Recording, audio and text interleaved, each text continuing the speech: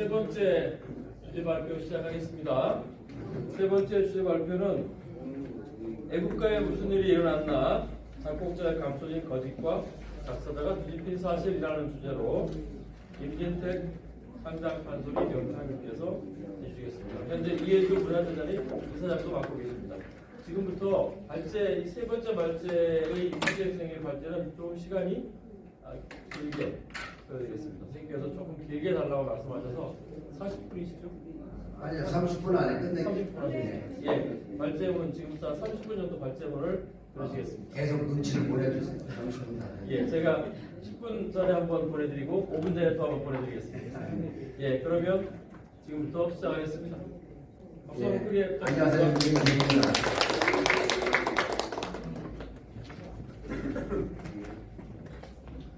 오늘 전체 민족문화재의 세미나는 민족문학의 현재성과 통일시대를 위한 모색으로 되어 있고, 앞에 두 가지 주제는 다 이에 맞춰서들 선정하고 진행을 하셨어요.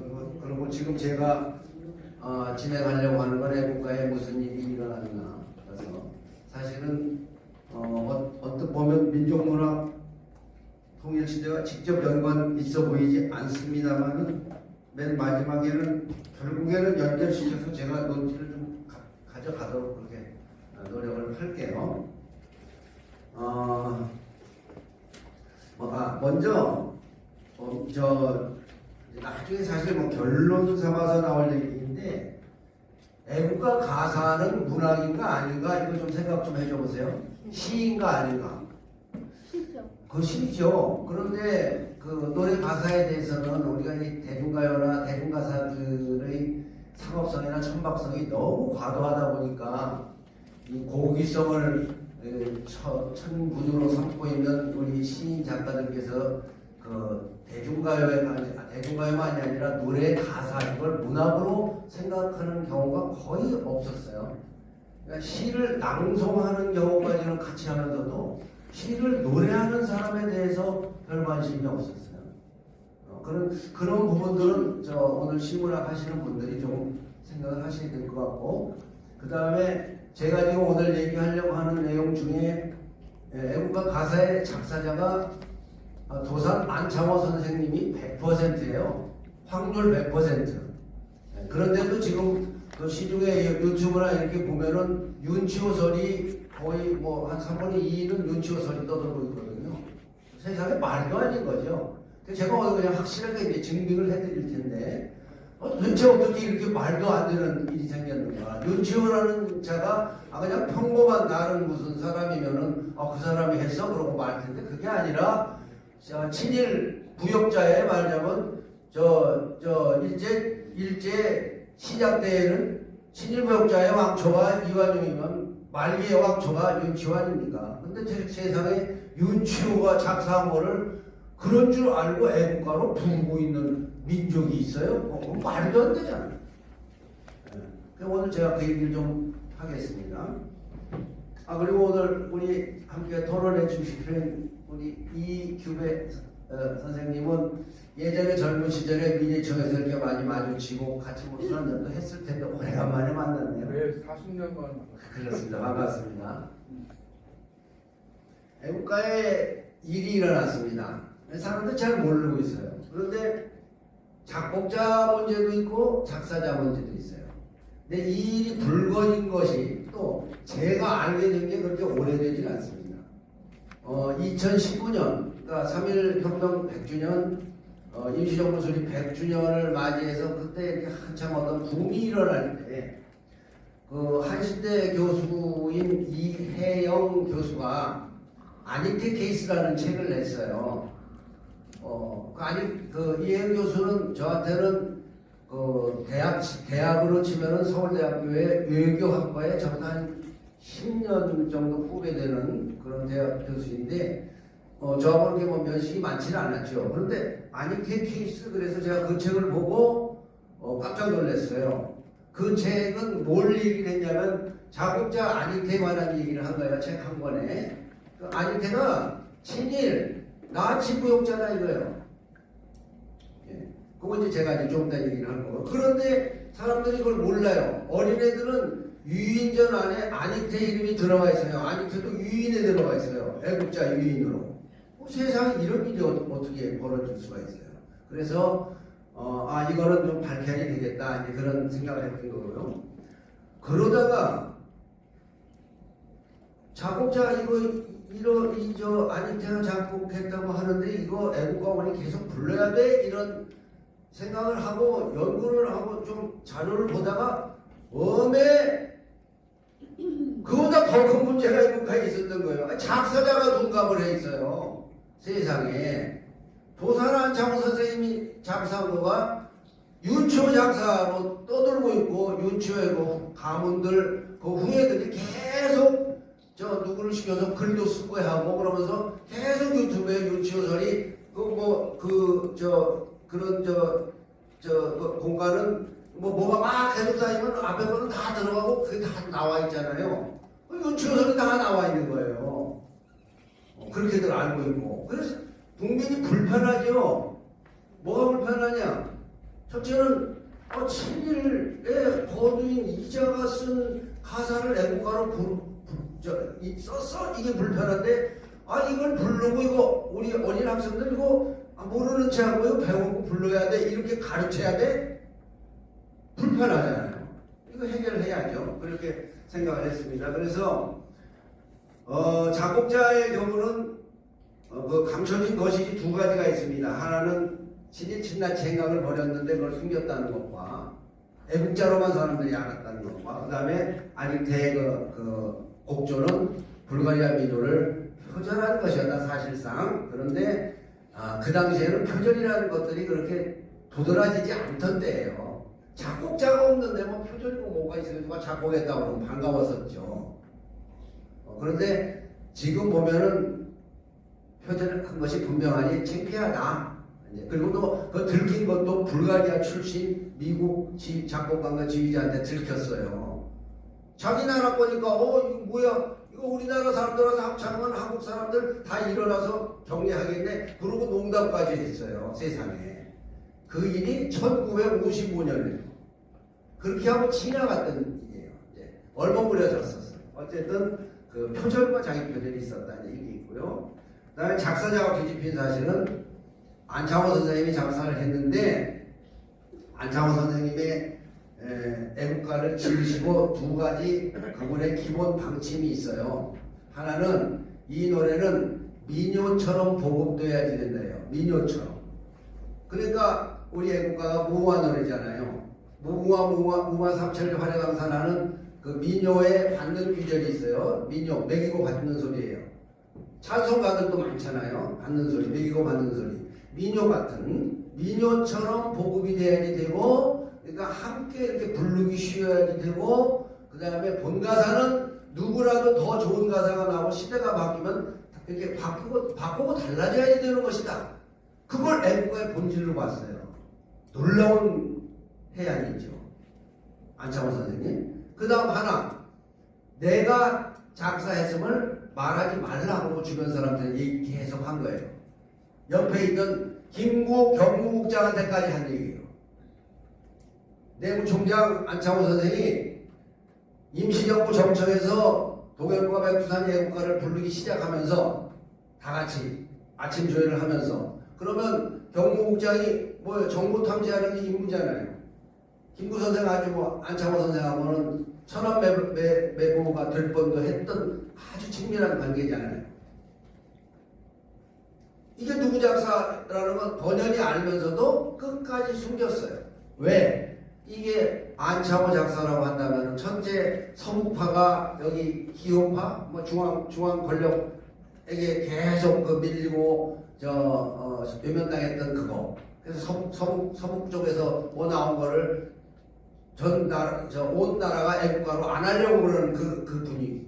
그 다음 이념 논쟁이 너무 많아서 임시정부 때도 그렇고 그 다음에 해방공간 오면서 이념 투쟁이 그렇게 많은데 이거 안창호 작사라 이렇게 얘기하면 저 북쪽 사람들 이거 같이 부르자고 할 리가 없잖아요. 애국가가 통합이 안 되잖아요. 그러니까 절대 작사자 밝히지 마라 라고 얘기했던 거예요. 그랬더니 그래서 밝히지 않기로 하고 참고 참았어요. 이제 예를 들면 응사단의 그 후예들이랑이 참고 있었더니 그 틈새를 타고 유치호 가족들이 유치호 작사라고 계속 얘기를 해온 거예요.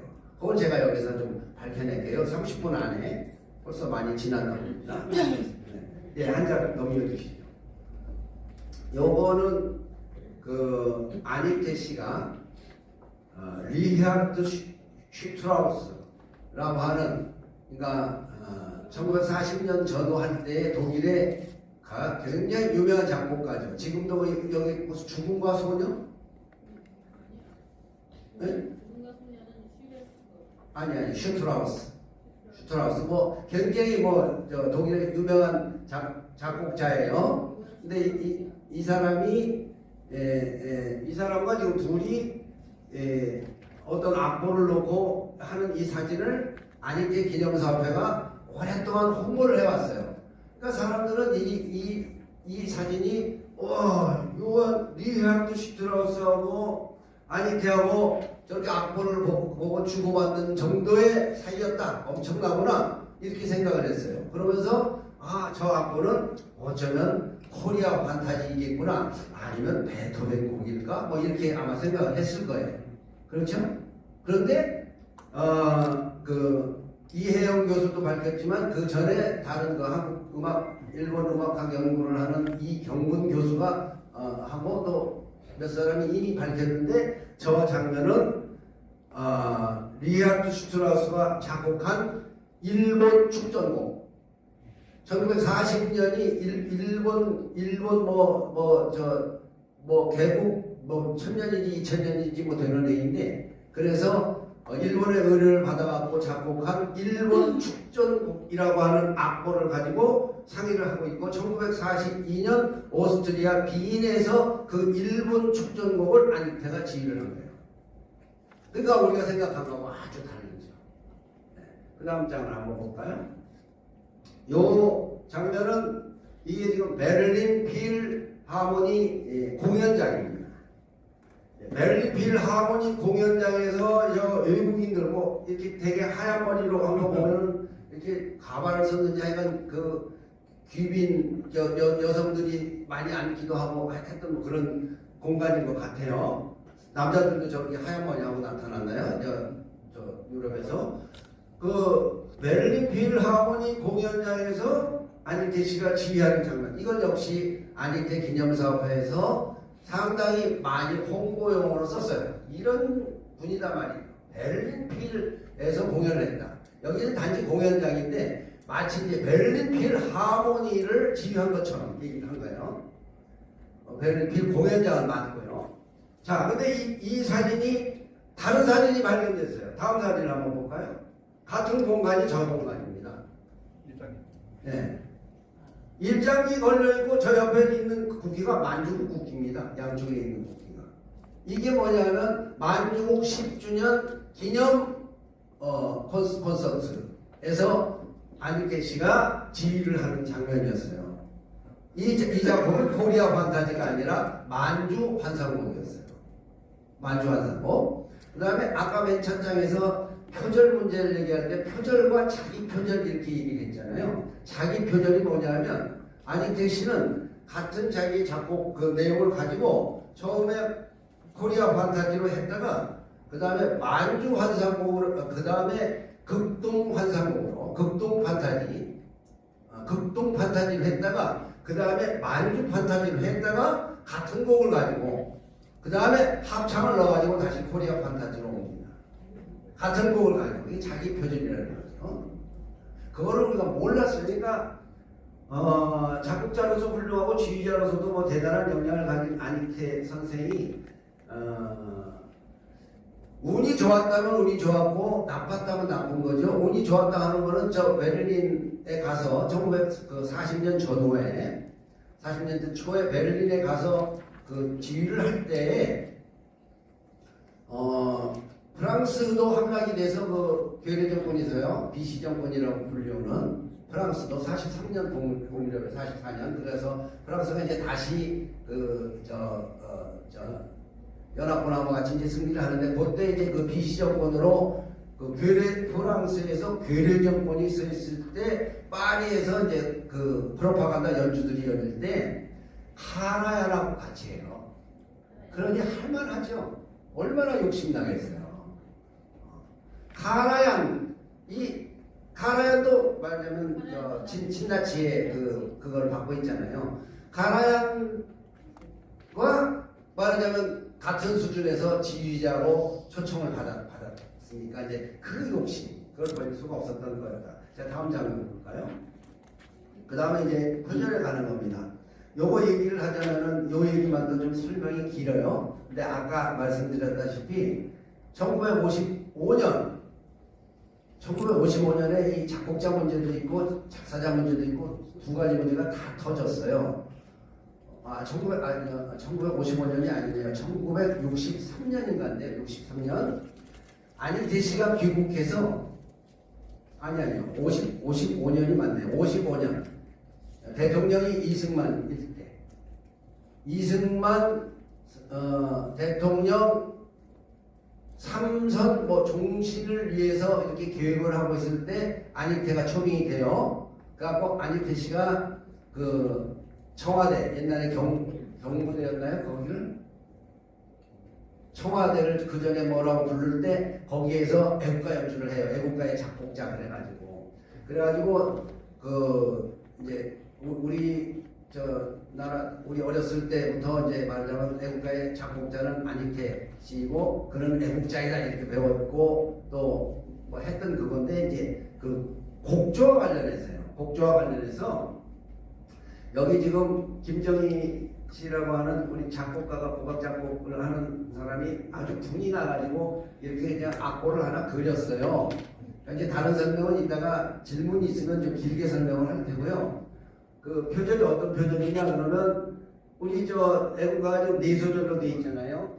근데 4소절의 구조가 A, B, C, B예요. 그러니까 두 번째 소절하고 네 번째 소절은 선율이 같죠.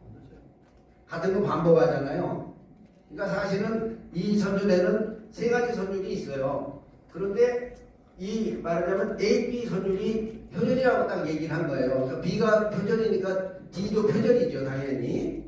그 표절이 뭐 말로 설명하려니까 어려우니까 눈으로 그려준 거예요. 아래 빨갛게 한 거가 그 오 노브루잔스키 스카이 위대한 부분과 번역하면 그렇다는데요. 불가리아의 민요이고 이 군가적 행진가라고 그래요. 그것을 아래 그림은 이제 그렇게 가는 선율이고 위에는 우리 이제 애국가 선율인데 눈으로 보면 거의 같다.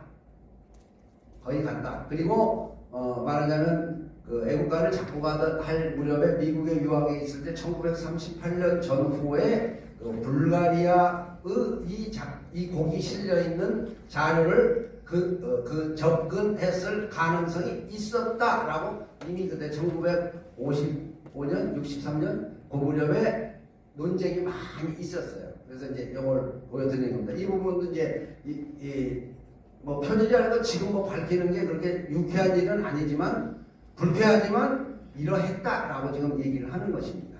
다음으로 넘어가겠습니다. 작곡자보다 지금 더 심각한 문제이고 정말 어처구니 없는 게 작사자 문제인데 애국가 작사자가 도산 안창호 선생인데 윤치호로 둔갑을 했어요. 이 윤치호 내가 자꾸 1955년을 얘기하는 게 뭐냐면 이 윤치호로 둔갑을 하게 된 계기가 1955년에 어떤 사건이 일어납니다. 미국 어디 쪽에서 우리 언론사에 문의가 와요. 브리테니카 대사전 무슨 하여간 세계적인 대사전을 만드는데 한국의 애국가 항목을 넣으려고 한다. 근데 이 애국가를 설명하려면 작곡자, 작사자를 설명해야 되니 가르쳐 주십시오. 그러고 아마 그때 문교부에 담당한테 문의가 왔나 봐요. 그러니까 그 담당자는 그냥 그때 그냥 상식적으로 도산 안창호 작사이고 그 다음에 이제 안익태 작곡으로 바꿨으니까 원래 올드랭 사인으로 부르던 것을 해방 이후에 점점 바꿔가지고 48년 이후에 공식적으로 안익태 곡으로 바꿔서 이제 정부에서 홍보를 했기 때문에 안창호 작사, 안익태 작곡으로 언론사에 얘기를 했어요. 그냥 상식적으로 알고 있으니까 다들. 그런데 그렇게 해서 언론에 나자마자 청와대 경무대에서부터 연락이 온 거예요. 이 작사자가 왜 안창호야? 윤치호인데. 그래서 작사자가 윤치호임을 밝히기 위해서 이 국사편찬위원회 안에 애국가 작사자 조사위원회라는 걸 만들어서 거기에 이병도 그럼 누군지 이제 알잖아요. 를 비롯해서 심사위원들이 다수의 그 세력이 있는 친일파 세력들이 심사위원이 되고 그다음에 외국부 압력을 받아가지고 작사자 미정으로 결론을 내네요. 그 국사편찬위원회 문교부 산하 국사편찬위원회가 애국가 작사자는 알 수 없다, 누군지 모르겠다, 확정할 수 없다 이렇게 하고 결론을 내리고 그 다음에 언론에다가는 윤치호가 유력하다 이렇게 언론으로 띄웠어요. 그래서 그게 지금까지 이제 오고 있는 겁니다. 윤치호 유력설이라는 게. 윤치호 유력설. 네.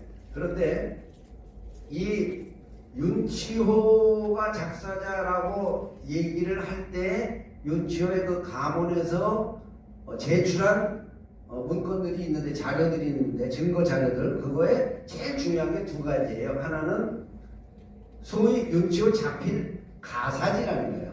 윤치호가 직접 가사를 썼다. 그 가사지를 내놨어요. 그 다음에 하나가 1908년에 나온 윤치호가 역수를 했다고 하는 찬미가 찬송가 집 한 20페이지 정도 되는 찬송가 집 그 재판본 주판이 아니라 거기에 찬미가들이 있는 중에 14번째에 동해물과 백두산이로 하는 그 무궁화 노래 무궁화가 있으니 이거 윤치호 작사로 봐야 한다. 이게 이제 윤치호 작사설의 증거자료 두 가지입니다. 이 두 가지 증거자료가 말하자면 아니라는 걸 제가 이제 지금 잠깐 증거를 드릴게요. 자, 다음 거 볼까요? 네, 이게 윤치호 자필이라 주장되어온 붓글씨 가사지인데 1955년 애국가 작사자 조사위원회에 그 유족이 제출을 했습니다. 이것을. 그런데 그러면서 그 가족들이 주장을 하기를 이거 1907년에 여기 1907년 윤치호 작 이렇게 써 있잖아요. 그러니까 가족들이 주장하기를 1907년 윤치호 선생이 직접 써놓은 것이다 이렇게 이제 주장을 하고 내놨던 거예요. 그랬더니 이거를 보고서 그때 그 당시에 아무리 뭐 친일에 그거를 했다 하더라도 양심이 남아있는 그 우리 유명한 분들이에요. 최남선 선생, 주요한 선생, 이광수 선생 그때 이미 돌아가셨는지 안 나타났어요. 아마 그럴 거예요. 이광수 선생은 그때는 등장하지 않아요. 최남선 선생, 주요한 선생이랑이 이걸 갖고 아닌 것 같다. 1907년에 윤치호 선생님이 이렇게 쓸 수가 없다. 이제 이렇게 얘기를 한 거예요. 그 왜 그렇게 쓸 수가 없느냐면 1907년에 여기 지금 4절 가사를 보세요. 이 이상과 이 마음으로 충성을 다하야. 그렇게 돼 있잖아요. 1907년에는 충성을 다하라는 가사가 없었대요. 안 나왔어요. 이게 1919년에 이 대한민국 임시정부에서 안창호 선생이 내무총장 겸 국무총리 대리로 가가지고 몇 달 동안 그 임시정부 통합하기 전까지 내무총장 할 때 정청에서 애국가를 부를 때 자 이걸 불러야지 되는데 어떤 가사로 부르느냐 이제 가사를 보니까 그 아까 조금 전에 언급됐던 찬미가라고 하는 가사가 이 활자로 돼 있는 유일한 그 말한 자료예요. 다 구조도로만 돼 있잖아요. 글로 써 있는 게 없는 거예요. 물론 있지만 이제 찾을 수 없어요. 그러니까 찬미가 거기에서 가져왔어요. 가져와가지고 그걸 갖고 쓰되 찬미가는 이제 조금 이따 나오지만 여기가 가사가 어떻게 되냐면 이 이상과 이 마음으로 인군을 섬기며 이렇게 돼 있어요. 1908년에 윤치호가 역술하여 편집한 책이에요, 이 책이. 그러니까 인군을 섬기며로 돼 있어요. 충성을 다하여는 나오기 전이에요. 그런데 1907년에 충성을 다하여로 썼다. 그는 있을 수 없다. 그러니까 말문이 막혔잖아요. 그래갖고 그 사위되는 정광현이라고 하는 서울법대 교수가 윤치호의 사위되는 정광현이 나서가지고 자기네 말을 뒤집습니다. 1907년에 쓴 게 아니라 사실은 1945년에 45년 12월에 윤치호 씨가 세상을 떠납니다. 그러니까 그 전에 9월인가 10월에 썼습니다. 그리고 말을 바꾼 거예요. 여러분 어떤 그 증거 자료를 내놓고 말을 바꿨어요. 그럼 그 증거 자료는 처음부터 아닌 거죠. 어떻게 생각하세요? 그렇죠? 처음부터 아니에요. 1945년에도 쓸 리가 없으니까. 근데 그거 설명하려면 말이 길어지니까. 그러니까 말을 바꿨어요. 견딜 수가 없으니까. 1907년에 충성을 다하니까 왜 나왔느냐? 그러니까 할 말이 없잖아.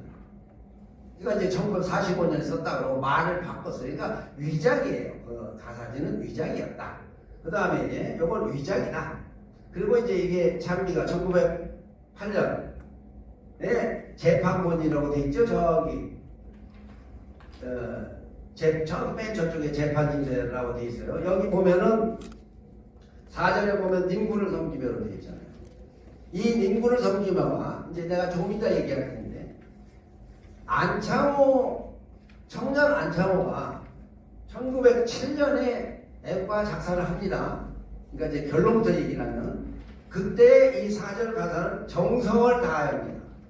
여러분 지금 애국가 부를 때 사절 가사 뭘로 불러요? 정성을 다하여로 해요? 충성을 다하여로 해요? 거의 사절까지 안 부르지만 정성을 다하여로가 많이 남아있고 지금 그렇게 많이 합니다.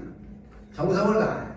그 정성을 다하여를 윤치호가 1908년에 이 찬미가를 자기가 역술 편집하면서 그러니까 찬송가를 번역하고 그 다음에 우리들 찬미가 찬미적 애국가 세 편을 실으면서 편집하면서 이게 이제 14번째에 들어갔어요. 그런데 거기에 원래 안창호 선생이 청년 안창호가 쓴 가사에서 2개만 바꿔요.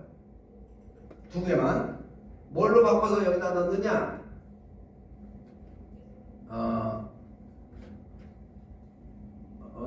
우리 저기 1절 동해물과 백두산이 마르고 닳도록 하나님이 보호하사 여기 우리 대한만세 이렇게 돼 있죠.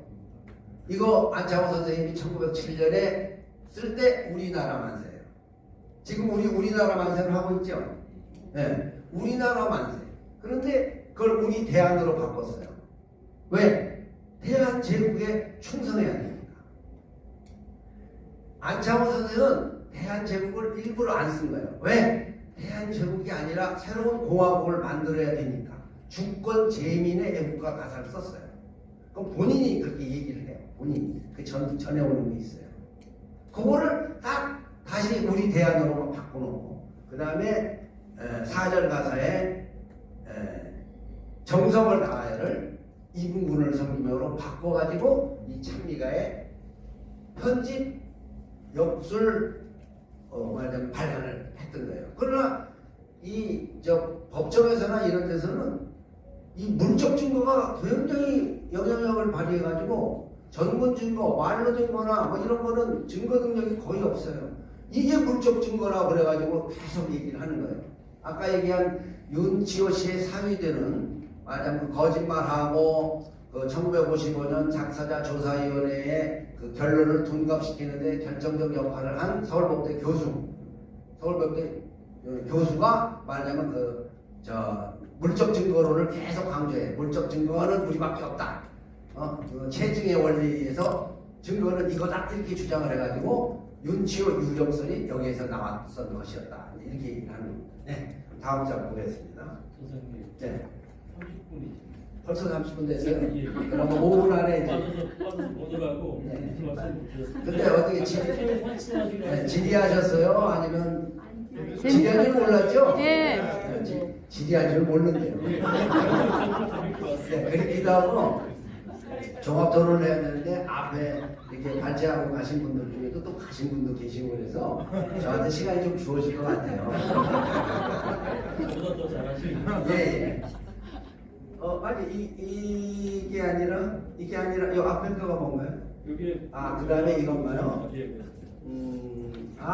이게 또 하나 윤치호 씨가 주장하는 게 이 독립신문 기사인데요. 요거는 뭐 나중에 하고 궁금하다 질문하시면 다시 얘기할게요. 넘어가고요.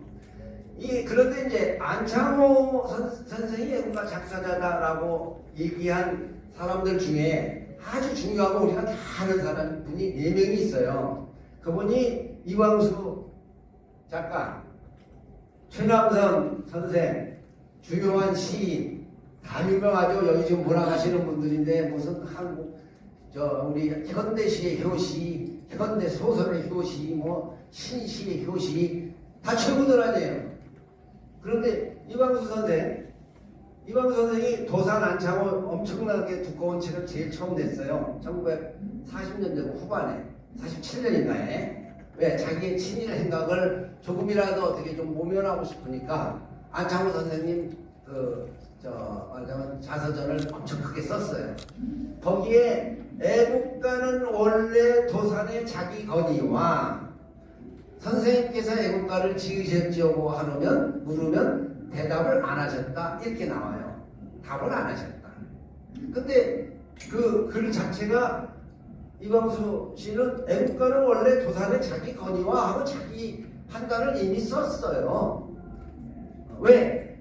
1919년 대한민국 임시정부 때 안창호 선생이 지금 그 내부총장 겸 국무총리로 할 때 그때 이광수 씨하고 주요한 씨가 거기 기관지인 독립이라고 하는 신문의 기자였어요. 매일 본 거예요. 매일. 그러니까 알고 있잖아요. 그런데 그냥 막 47년이니까 이렇게 이제 단정을 했어요. 도산의 자기 건의와 선생님께서 지으신 거죠 하고 물으면 웃으면서 답을 하지 아니하였다. 그러니까 아니 세상에 논리가 빈약해도 분수인 거지. 윤치호설을 주장하는 분필가 중에 뭐라고 얘기를 하냐면 선생님께서 지으셨죠 하고 물으면 답하지 아니하였다. 그러므로 안창호 선생이 아니다 얘기해요. 바로 그 앞구절이 애국가는 원래 도산의 자기 건의와 했는데도 불구하고 말도 아닌 거죠. 그렇게 주장을 하고 있어요. 유튜브 들어가면 김아무개라고 제일 많이 뜨는 사람 하나 있습니다. 그 다음에 그 애국가 작사자 조사위원인 최남선 선생이 거기서 그 가사지 북글씨는 내가 이 양반하고 가깝게 지내고 글씨체를 아는데 이 양반 북글씨체가 아니야. 아예 그렇게 얘기를 하셨어요.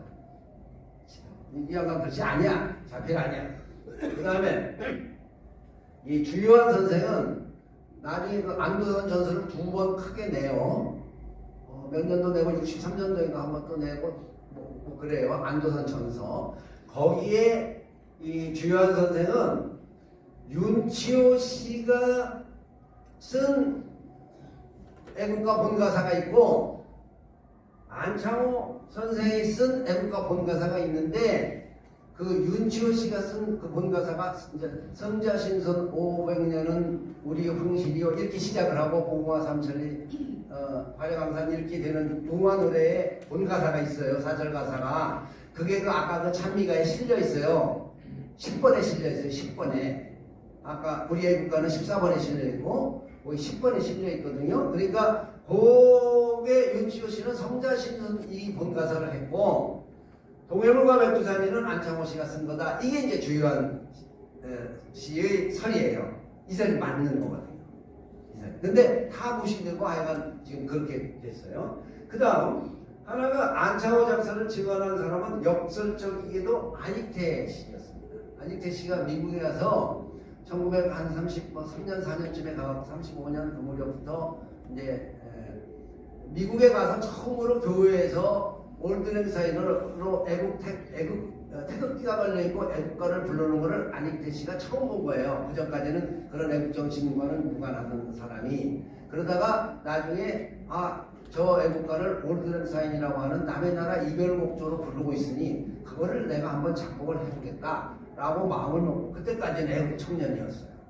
그래가지고 샌프란시스코의 그 어느 교회 목사님하고 상의를 해서 제가 이걸 할 테니 이걸 보곡도 하고 합시다 해가지고 작곡을 합니다. 그게 그래갖고 발표를 한 게 1938년입니다.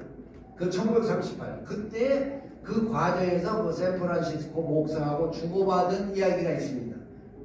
아, 이걸 갖고 하고 싶습니다. 근데 이 가사는 누가 썼습니까? 그러니까 그 목사님, 미주에 있는 목사님은 안창호 선생을 잘 알잖아요. 안창호 선생님 미주에 2번 가서 활동하다가 오셨고, 미주의 지도자였잖아요.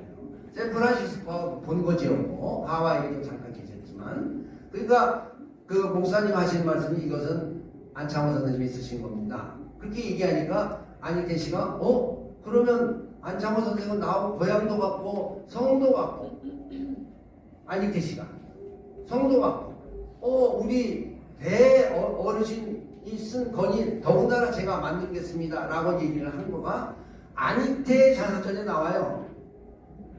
근데 이 안익태 자서전이 몇 번 바뀝니다. 책 제목도 바뀌고 그리고 나중에 그 대목이 없어졌어요. 왜 없어졌는지 느낌이 있으시죠? 안익태 씨가 자기 입으로 안창호 선생 작사라고 목사님이 얘기했다라는 것을 구술해가지고 좀 나온 책인데 그 다음에 제목도 바뀌고 몇 번 한 3번쯤 바뀌면서 책이 나오다가 그 대목이 없어졌어요. 그렇습니다. 어쨌든 역설적이게도 안익태가 이렇게 된 거고요.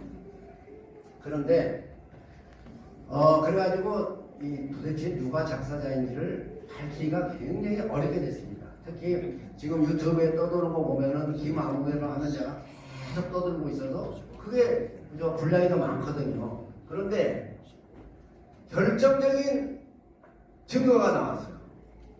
서울대 법대 88동문 88동문이니까 이게 음력으로 88이니까 55년도 55학번이에요. 55학번.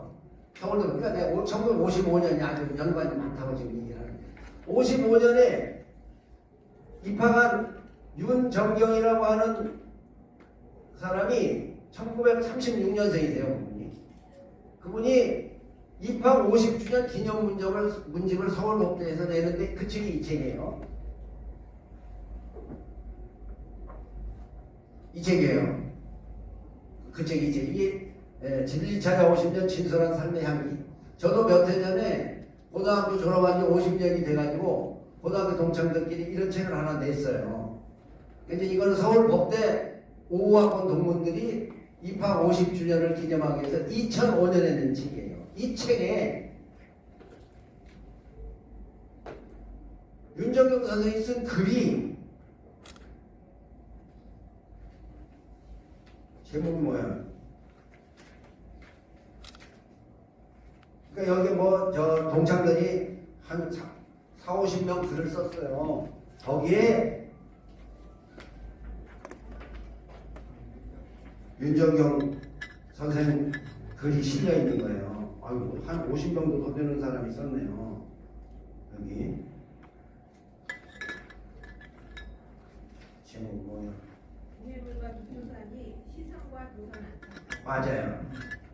동해물과 백두산이 시상과 도산 안창호라는 글을 쓴 거예요. 이 책에 50년 2005년에 쓴 거예요. 글을 언제 때를 기억했냐면 1955년과 57년을 기억하면서 썼어요.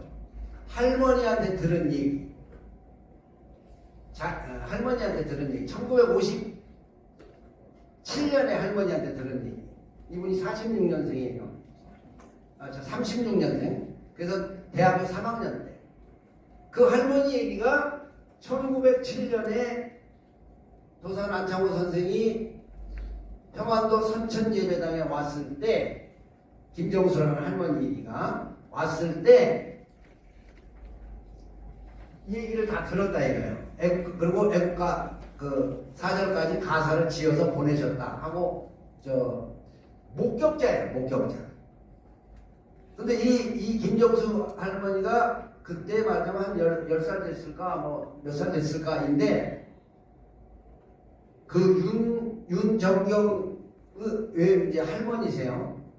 그런데 그 할아버지 형제가 네 형제가 있는데 그 네 형제 중에 두 번째 아들한테 곧 후에 시집을 가요. 그러니까 나중에 그게 자기 집이 되는 거예요. 그 집에서 들은 얘기거든요. 안창호, 청년 안창호가 귀국했을 때. 그래서 여기 그대로 실려 있어요. 그때 들었던 얘기. 그 다음에 작곡하던 과정, 작사하던 과정. 왜? 미국 갔다 오면서 세계 여러 나라에 출하추동이 없는 나라도 봤는데 이 봄, 여름, 가을, 겨울을 해가지고 가사를 써서 기승전결이 있게 하면 좋겠습니다.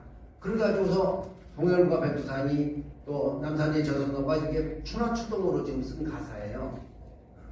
그래서 왜 이 가사가 나왔는가를 직접 들은 증언이 나온 거예요. 그 다음에 하나가 이제 그보다 훨씬 더 상세한 책인데 이 책이 뭐냐면 이겁니다. 윤정경의 이제 넷째 할아버지, 막내 할아버지, 네 형제 중에 그 할아버지 형제 네 형제 중에 막내 할아버지 한테 이제 들은 얘기, 아까는 할머니한테 들은 얘기. 그걸 갖고 동해물과 백두산이 마르고 닳도록 시상과 도산 안창을 갖고 이렇게 두꺼운 지금 자료집을 냈어요. 책을 못 내고 이분이 한 6, 7년 전에 돌아가셔가지고 제가 이분을 못 만났는데 이분을 만났으면 아주 명확하게 해명이 됐을 텐데 여기에 또 다른 할아버지, 넷째 할아버지, 막내 할아버지가 1920년대 후반과 30년대에 상하이에서 도산 안창호 선생님을 모시고 시중 들으면서 독립운동을 할 때 선생님이 해주신 안창호 선생님이 애국가에 가서 해주신 얘기를 쫙 들려줘갖고 여기 딱 적혀있어요. 하나도 꾸며낼 수 있는 말이 하나도 없어요. 그러니까 거짓말로 만들어낼 수 있는 말이 없어요. 그 말 안에. 그러니까 예를 들면 이런 겁니다. 무궁화는 꽃 이름을 얘기한 게 아니라 흰옷 입고 그 단발령 강제를 당했을 때 흰옷 입고 저항하는 우리 조선 민족들의 모습을 영원히 시들지 않는 무궁화꽃이 되라고 해서 내가 무궁화라고 불렀디. 이제 무궁화꽃이 아니었다고 얘기를 하는 거예요. 근화가 아니었다. 그게 전혀 달라요. 하여간 이제 그렇습니다. 자, 이제 이분이 나와서 자, 그 다음에요. 네. 40분이 넘어서 이제 질문들 해주세요. 일단 질문의 내용은 선생님도 너무 재밌게 듣고 있으신 것 같고 너무 재밌어요. 제가 말씀을 끊기가 성공했는데 질문을 지금 바로 해주시면 돼요. 그러면 김구 선생은 어떻게 생각했느냐 이렇게 한번 질문해 주시면 바로 다음 걸 보니까 제가 들으면서 보니까 말씀을 너무 구수하게 하셔가지고 계속 듣고 있고 싶은 거예요. 근데 이제 뒤에 순서도 있고 또 보니까 선생님 말씀하시는 부분의 상당 부분이 또 여기 자료를 이렇게 또 써주셨어요. 그래서 계속 듣고 싶은데 저 계속 들을 수는 없을까? 질문을 해주시는데요. 김구 선생은 어떻게 생각하세요? 김구 선생까지만 예. 김구까지 해야 돼. 예, 김구 선생까지는 그런 말씀해주세요. 그 다음 질문이 그래도 마지막 결정타가 있느냐? 그것도 질문해 주시면 네, 그 다음 장 한번 여기 질문해주세요. 김구 선생님 이야기해 주세요. 네네. 예. 이게요. 1945년에 해방이 됐을 때 임시정부가 바로 귀국을 못해요. 미 군정에서 인정을 안 해요. 임시정부를 인정을 안 하고 그다음에 또 운송 수단 자체가 쉽진 않아요. 그래서 결국은 미국 운송 항공기 도움을 받고 석 달 만에 귀국을 하면서 개인 자격으로 귀국을 하거든요. 그 사이에 중층에서 주석 김구 선생이 애국가 집을 만듭니다. 근데 이게 무슨 책은 아니고 4페이지짜리였어요. 4페이지짜리. 이게 지금 1면하고 4면이죠. 이게. 그리고 이제 2면, 3면이 있어요. 한국애국가, 아니, 잠깐만요. 한국애국가라고 하고서는 이제 여기에 김구 선생 사진 밑에 여기 잘 안 보입니다만 한자로 한국 애국가지 고사, 한국 애국가의 유래 그래가지고 한문으로 쭉 쓰셨어요. 유래를. 그거를 다음 장을 볼게요. 저렇게 이제 쓴 거예요. 한국 애국가 저 고사 해가지고 쭉 썼어요. 그거를 이제 번역을 하면 이렇게 됩니다. 이 애국가가 창작된 것은 50년 전 어느 한국 애국지사 한 분의 손에 의해 쓰인 것이나 그 이름은 말하지 않으려 한다. 처음에는 서양의 어떤 이름난 곡에 가사를 맞춰 불렀으나 한국 인사등록서는 마땅치 않던 차에 10년 전 한국 청년음악가가 만든 세곡조가 있어 이를 조국 광고운동에 국가 대신 사용해 왔다.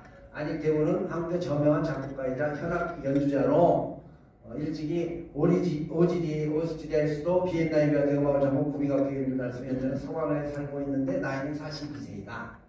그러니까 이렇게 할 때에 맞아 안익 때의 유럽에서의 맞아 친일 나치 행각에 대해서는 전혀 모르고 있었던 거예요. 알 수가 없죠. 왜냐하면 이쪽으로 오는 친문에 한국의 안익태 뭐 베를린 필에서 공연 그렇게 기사가 나잖아요. 그러니까 마지막 애국적인 그런 것을 하는 걸로만 다 알았죠. 근데 이제 실질은 그게 아니었는데, 근데 이렇게 되니까 이게 이제 윤치호 작사자 쪽에서는 이게 1945년에 쓰였으니까 50년 전 애국지사면은 1895년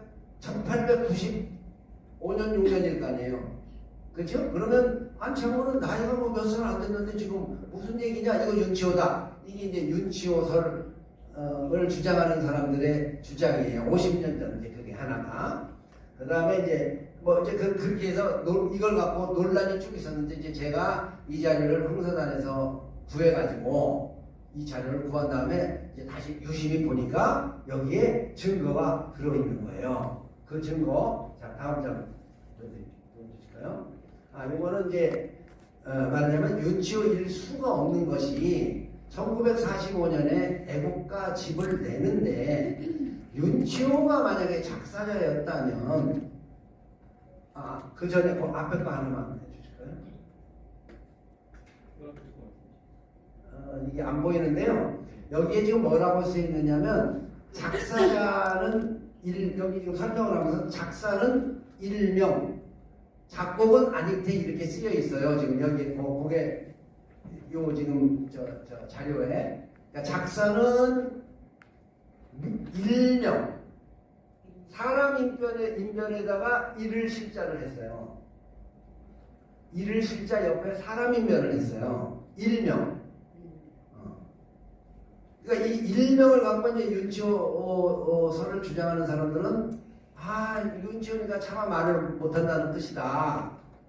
작사가 윤치호 하긴데 그렇게 얘기를 해요. 근데 그게 아니거든. 그거는 실명이죠, 실명. 그 실명. 일명은 알고 있으나 말하지 않는다. 왜? 안타까워서. 그게 일명이에요. 일명. 그 일명의 뜻이 그런 거예요. 그래서 말하자면 알고 있으나 말하지 않는다. 이제 그렇게 쓰여 있어요. 자, 그 다음을 넘길게요. 거기에 이제 그 다음 넘길게요.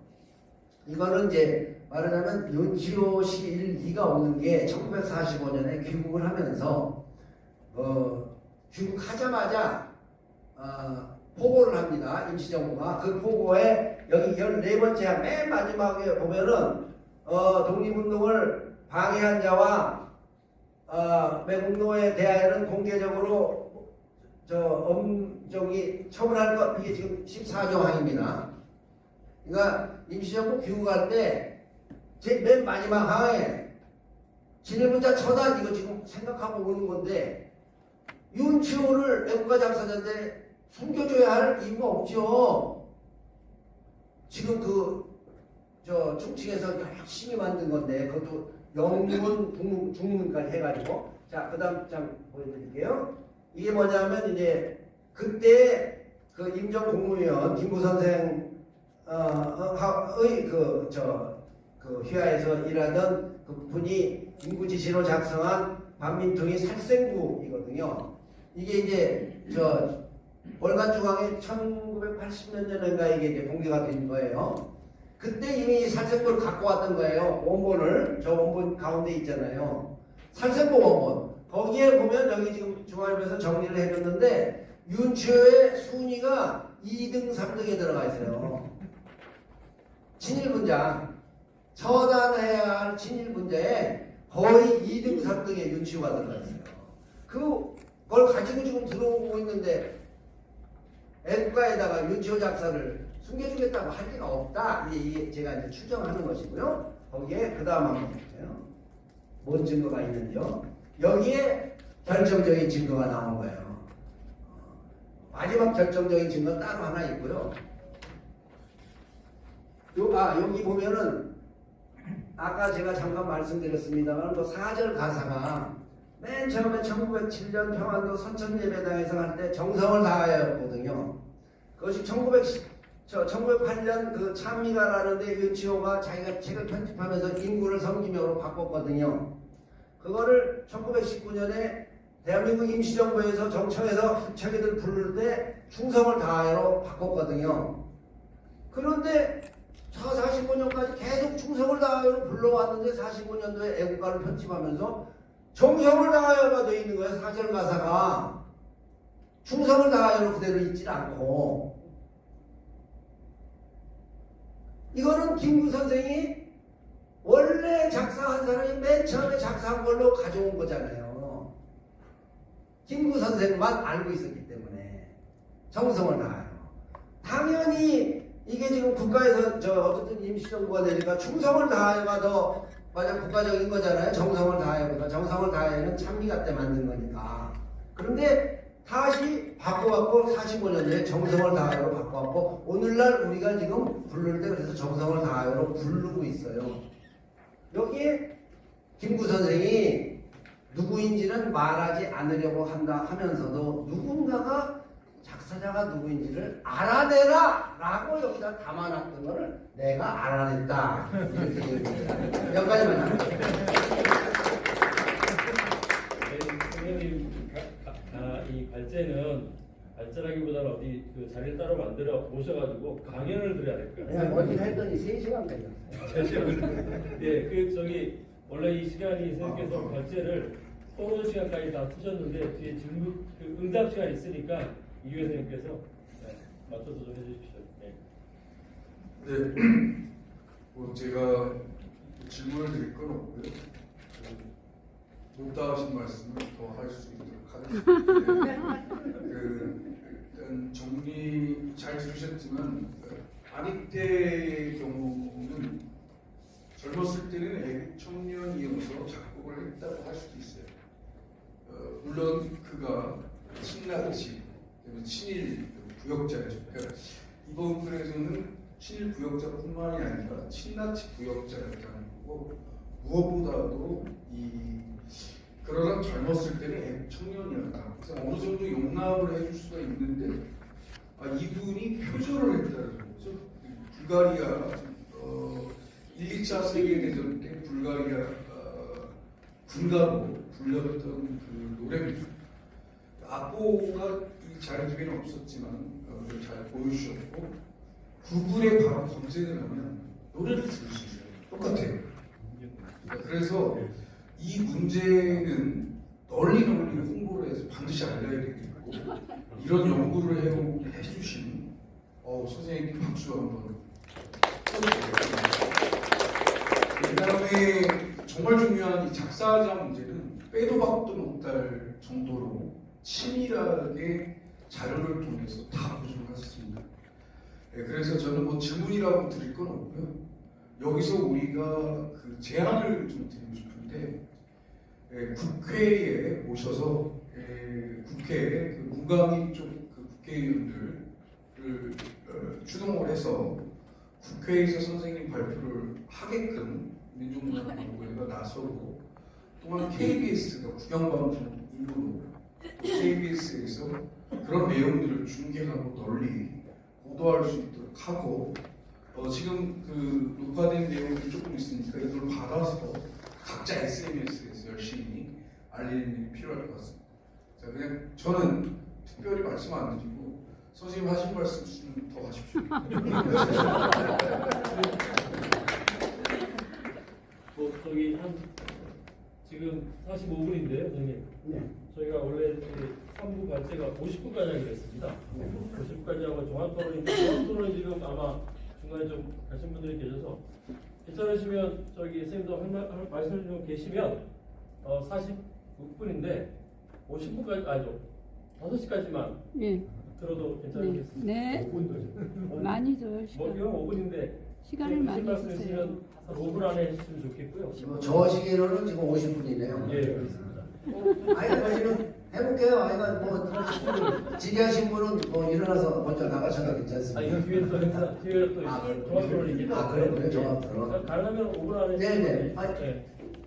특히 뭐 궁금하신 게 있으시다면 질문을 해주시면 돼요. 아까 제가 질문이 없으시면 가장 결정적 증거가 있고 그거보다는 지금 말씀하신 것처럼 그럼 이거 어떻게 할 것인가 이 문제가 있잖아요. 그래서 제가 이제 대안으로 일시적인 대안으로 작사자는 안창호 선생님을 분명하게 이제 밝히고 바로 잡고 작곡 곡조는 다른 곡조로 바꿨으면 좋겠는데 아리랑으로 해보면 어떠냐 이렇게 생각을 해갖고 제가 아리랑으로 합창까지 만들어 봤어요. 그 아리랑 곡을 우선은 그 악보가 있어요. 자, 이걸 보면서요. 이거 보면서 그걸 들을 수가 없는 거죠? 예, 소리가 그렇죠. 이거 보면은 제가 이제 아리랑에다가 사절가사 안창호 선생님 우리 지금 애국가 사절가사를 다 이렇게 놓아봤어요. 근데 단순 녹아봐가 아니에요. 그러니까 1, 2, 3, 4절을 그대로 이렇게 녹아봐 시킨 게 아니에요. 그렇게 하면은 이면이 안 맞아요. 그래서 이 매기는 소리와 받는 소리가 있고, 그러니까 아리랑에도 매기는 소리와 받는 소리가 있고, 무궁화 노래에도 매기는 소리와 받는 소리가 있는데, 그걸 제가 이렇게 좀 혼재시켜 놨어요. 그래가지고 지금 일종의 편곡을 해놨는데 한번 들어보시기 바랍니다. 예, 그런데 소리가 이게 크게 나지가 않더라고요, 선생님. 그래서 이거 말씀하시는 거죠, 선생님? 여기 네, 들어보세요. 예, 한번 그냥 여기서 최대한 해보겠습니다. 네.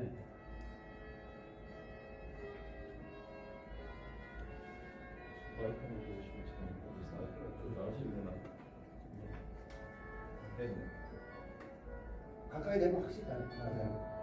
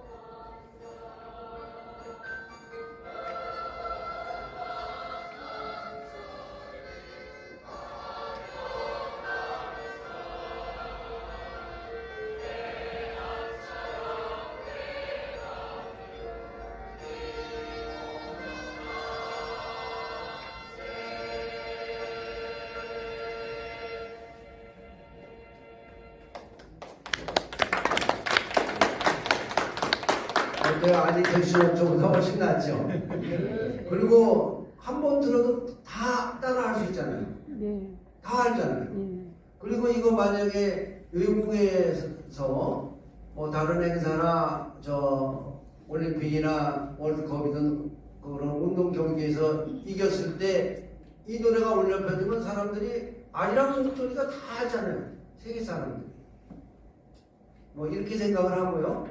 아까 이제 우리 전체 행사의 제목이 민족문학의 현재성과 통일시대를 위한 모색이었는데 말하자면 통일되면 이제 어떤 통일이 되느냐에 따라서 뭐 애국가 혹은 국가도 또 다시 정리가 되겠지만 그러나 지금 이렇게 남북 간에 좀 더 화해를 위해서라도 필요한 노래가 있다면 이런 이 아리랑 노래를 가지고 본가사를 안창호 선생님의 뜻에 따라 남쪽 사람은 남쪽 사람대로 본가사를 만들어 쓰고 북쪽 사람은 북쪽 사람대로 본가사를 만들어 쓰면서 후렴은 문화삼천리 화려강사로 하면 같이 어우러서 지금도 부를 수 있다는 거죠.